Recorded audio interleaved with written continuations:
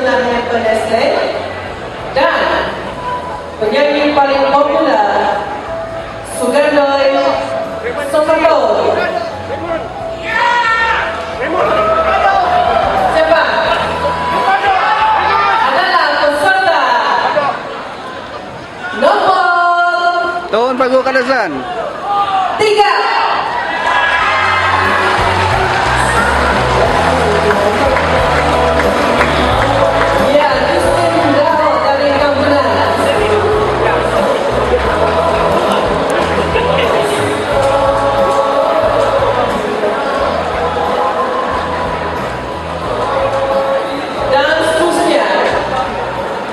Tempat ketiga akan menerima wang tunai sebanyak RM800, sijil, trofi, 10 kilo beras dikajar oleh Bernas dan hamper Nestle.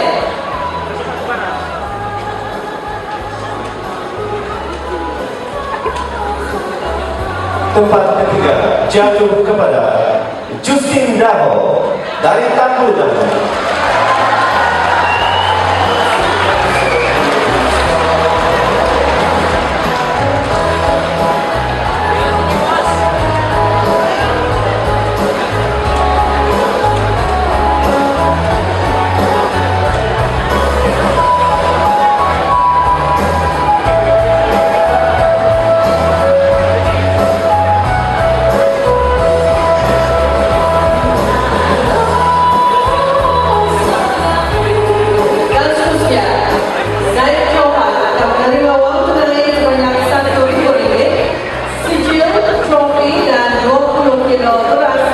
Yang ditajar oleh Bernas dan hamper Nestle.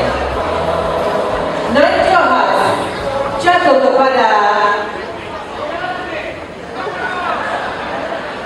Damian Santos Samijan.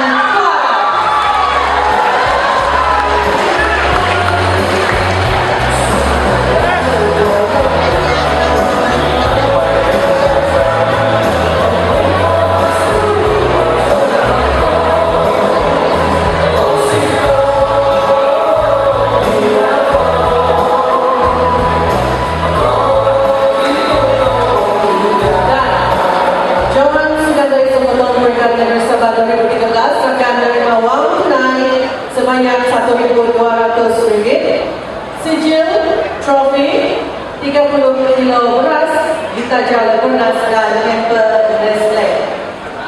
Jawapan pertandingan Sugandoi Sokato Justin Peringkat Negeri Sabah 2013 jatuh